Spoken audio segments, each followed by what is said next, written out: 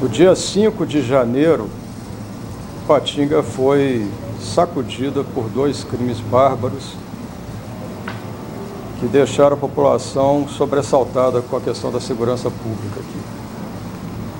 O primeiro já foi resolvido pela Polícia Civil, com a prisão dos 3 autores, que permaneceram vivos, um deles morreu.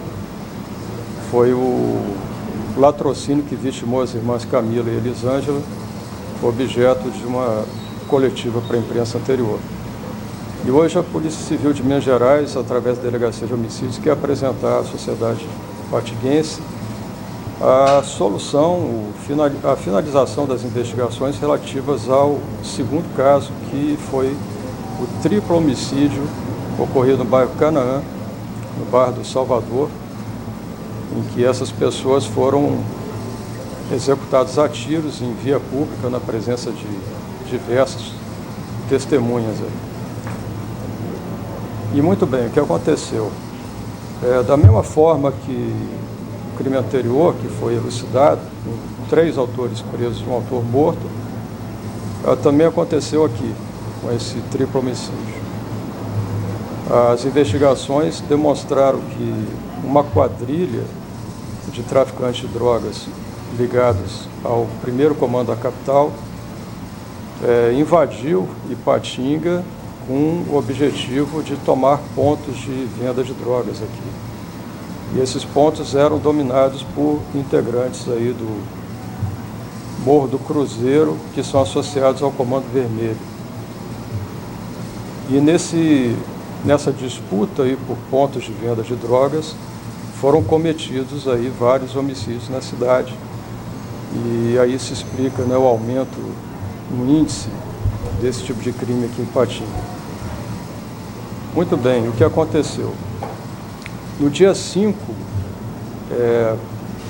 pelo menos 3 autores executores e um que dava cobertura em um carro, realizaram aí esses disparos contra as três vítimas fatais e uma vítima sobrevivente. E as investigações começaram, sendo que no dia 7 de janeiro, apenas 2 dias depois desse crime, a Polícia Militar verificou um carro, um Peugeot modelo 208, andando na contramão e foi tentar realizar a abordagem, cujos integrantes fugiram e iniciou sua perseguição policial, culminou com os autores encurralados. Eles saíram do carro atirando e, nesse confronto, veio a ser preso o primeiro integrante dessa quadrilha, ligado aí ao primeiro comando da capital. Esse integrante estava armado com o revólver, vocês estão vendo aqui, que ele usou para atirar na polícia. E esse carro, que é o carro que foi apreendido, ele foi identificado através das imagens de câmera de segurança como sendo o veículo no qual fugiram os autores do triplo homicídio no bairro de Salvador. Então era o mesmo carro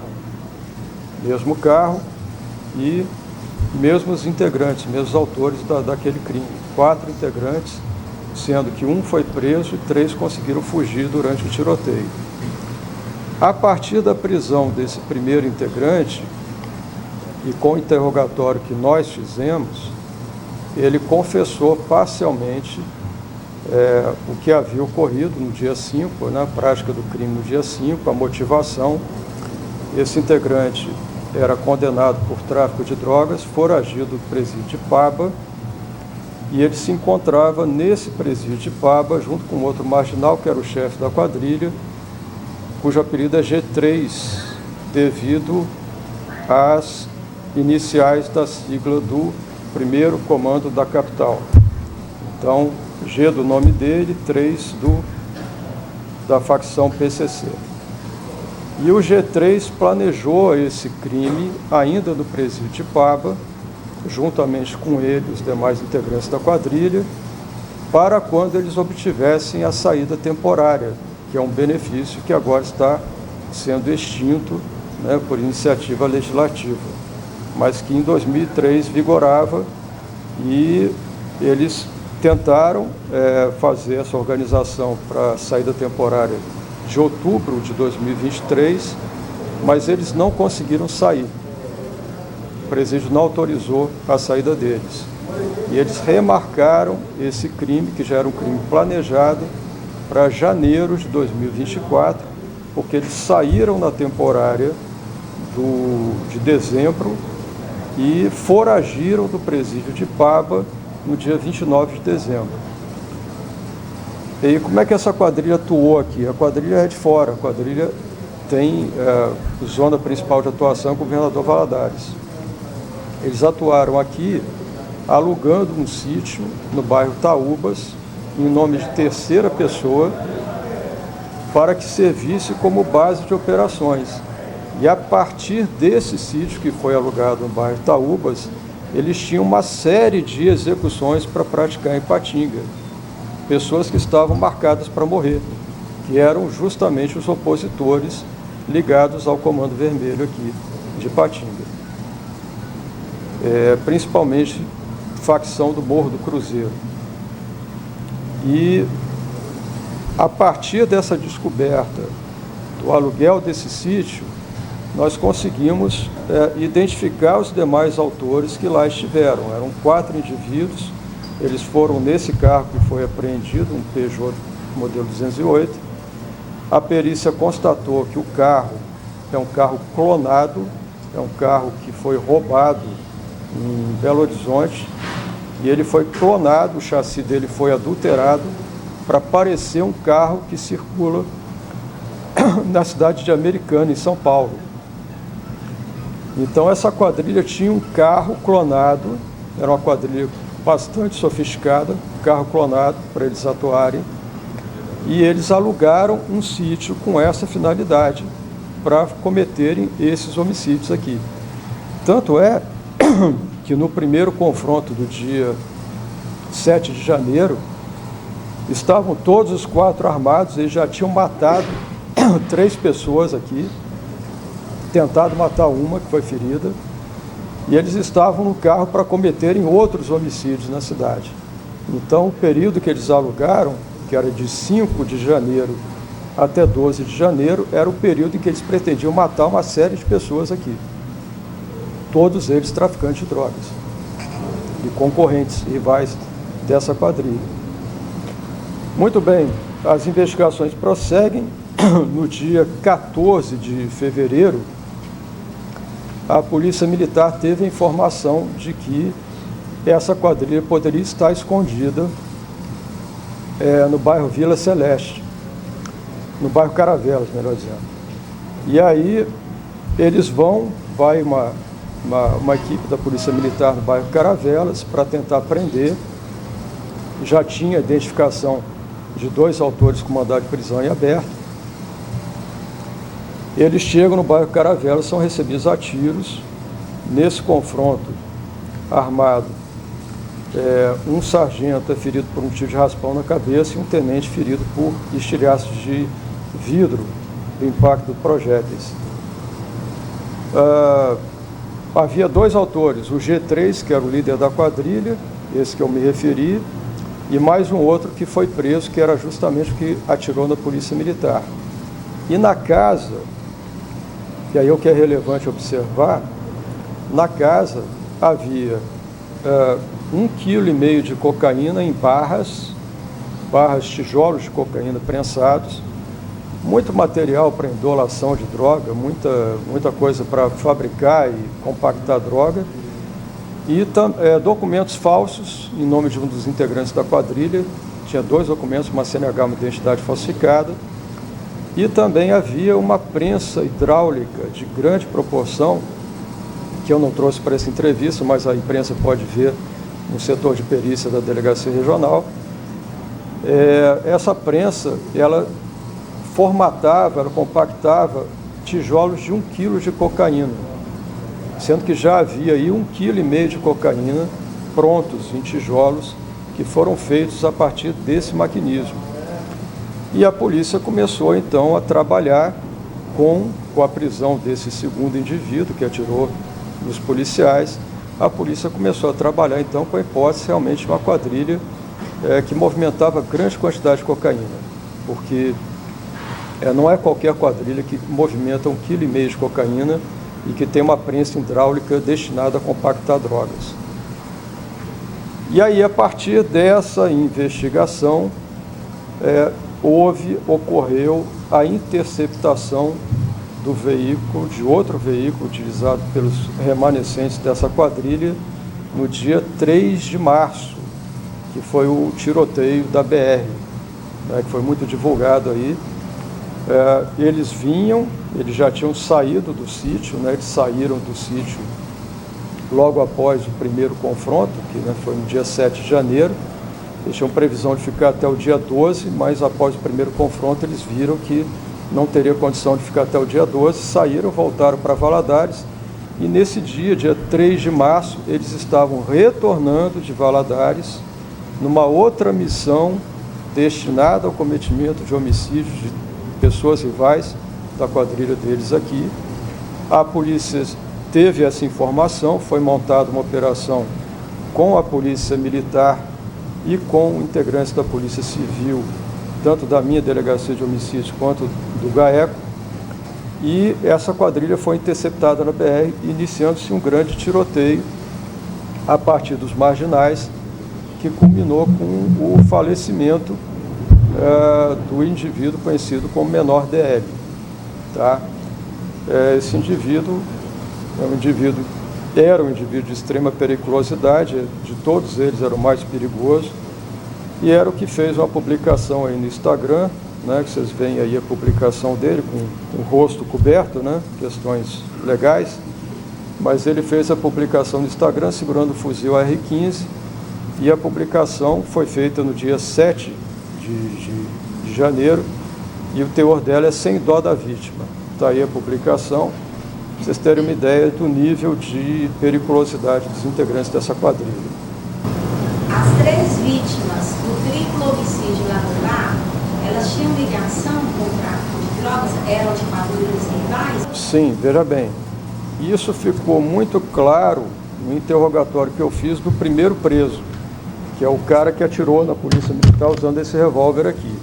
Ele deixou isso muito claro e falou que dentro do presídio de Paba, o G3, que é o líder da quadrilha, que era o gerente do tráfico de drogas, ele explicou que havia a necessidade de tomar esse ponto de tráfico, nesse bar onde ocorreu o crime, que era um lugar de grande movimentação de cocaína, porque eles precisavam dominar o território, entendeu?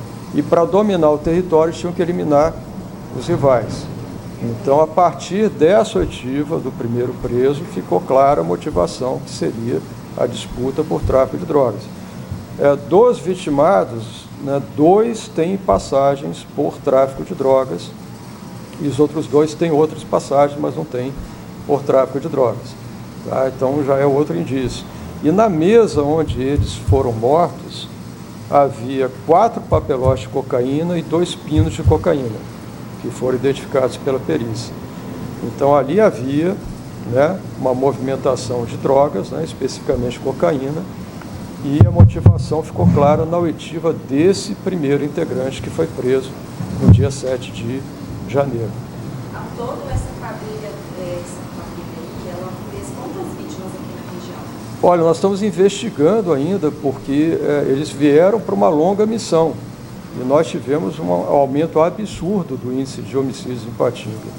Então, muitos desses crimes que estão sob investigação, com certeza foram praticados por essa quadrilha que tem base em Governador Valadares, que queria tomar territórios aqui na nossa cidade. Então, a boa notícia é que desses 4, que eram os operadores aí, que foram responsáveis pelo primeiro crime, dia 5 de janeiro, nós temos 3 presos preventivamente e temos aí um que faleceu em confronto com os órgãos policiais.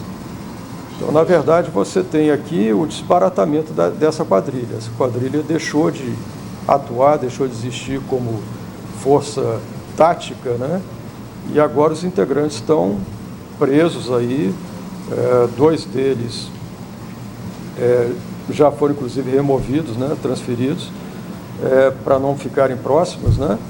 E, assim, não há mais atuação deles aqui na nossa região. Eles, então, só para sintetizar, tudo isso que aconteceu aqui, esses crimes que aconteceram no início do ano para cá, eles foram arquitetados dentro da cadeia no ano passado, que eles iriam fazer isso em reserva temporária que não foi permitido. No presídio de Papa. E aí, no presídio de Papa. Eles remarcaram, se eu só sintetizasse essa fala novamente, para janeiro agora, que eles remarcaram para... Pois é, o que acontece? O sítio no bairro Itaúbas ele foi alugado inicialmente para outubro de 2023, quando haveria a saída temporária, tá? Do Dia das Crianças. Só que eles não saíram, eles não conseguiram autorização no presídio de Paba para sair.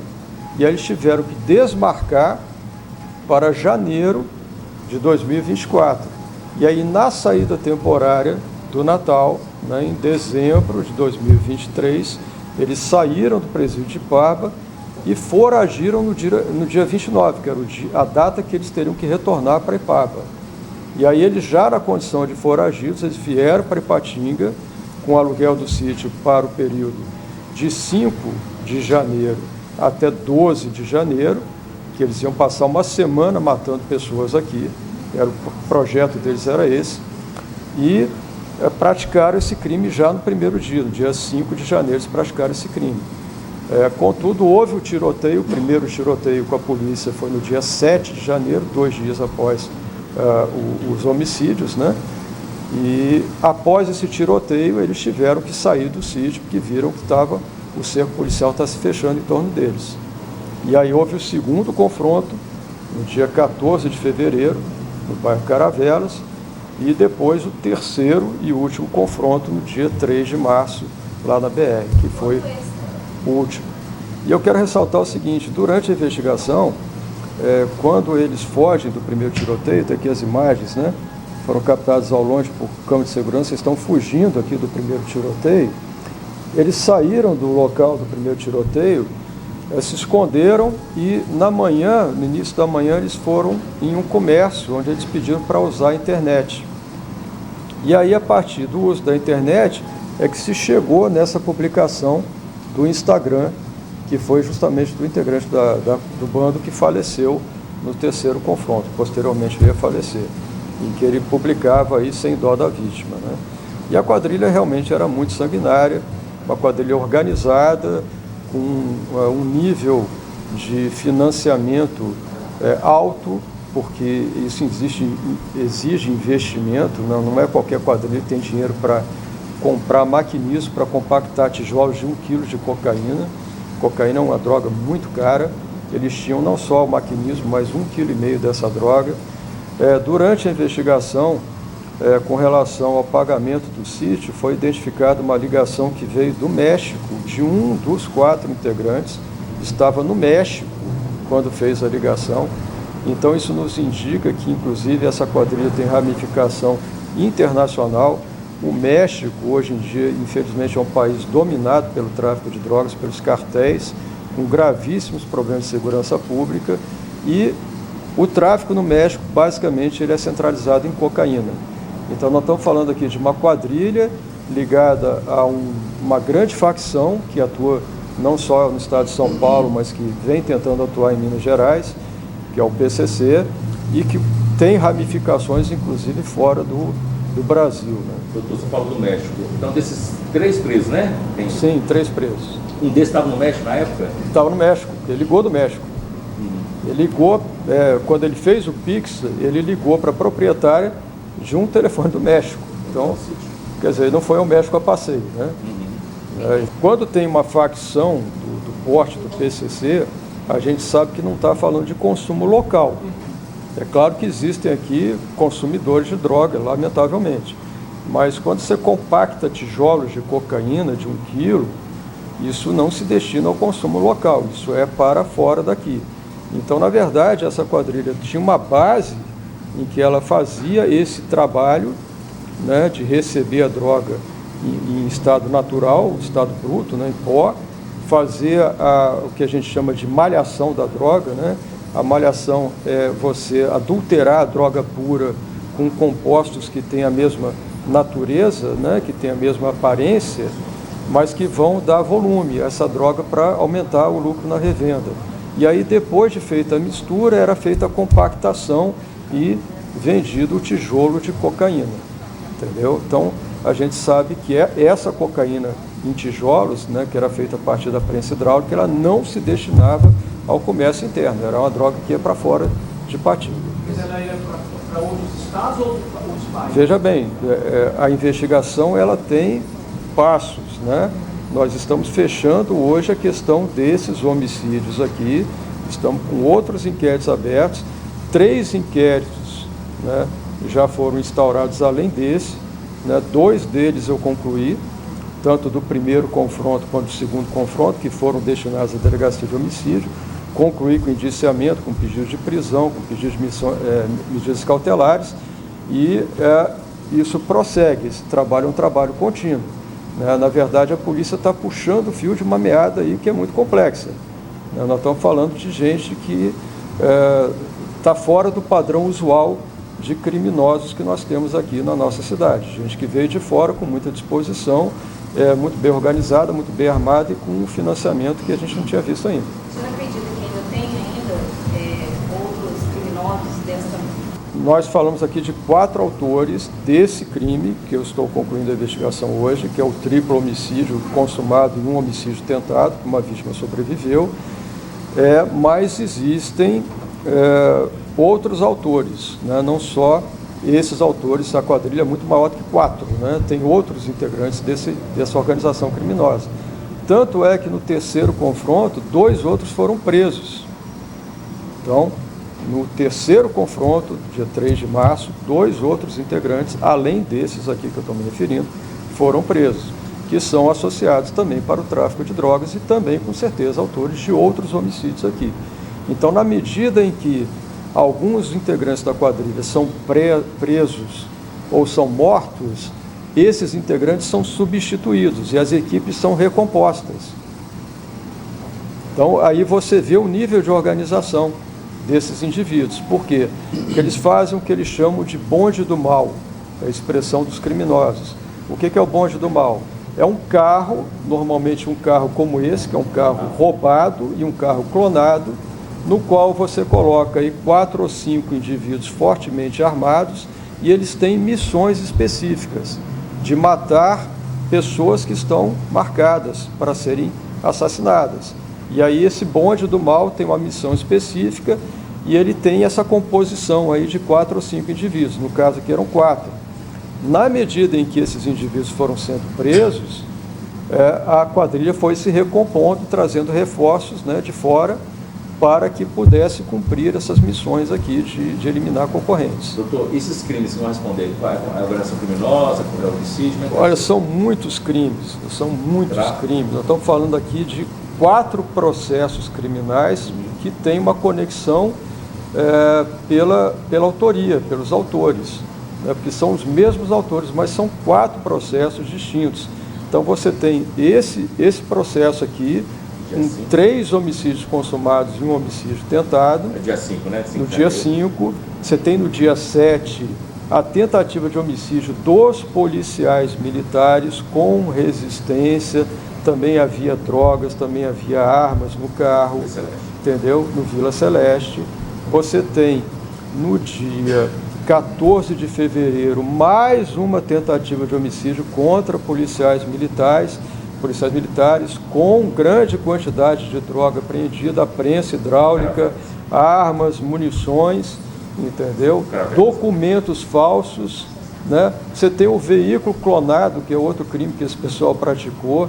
Eles vão responder por uma série de homicídios, por organização criminosa, que é um crime também autônomo que existe, né? É um crime contra a paz pública, né? Que é a associação de pessoas para fins de cometimento de crimes de forma organizada. Então, nós estamos falando aqui de processos que podem dar aí, quem sabe, 100 anos de cadeia para cada um. Fora os homicídios que a gente apura ainda. Também. Atualmente, os 3 estão presos por força de medida de prisão expedidas pelo senhor. Sim.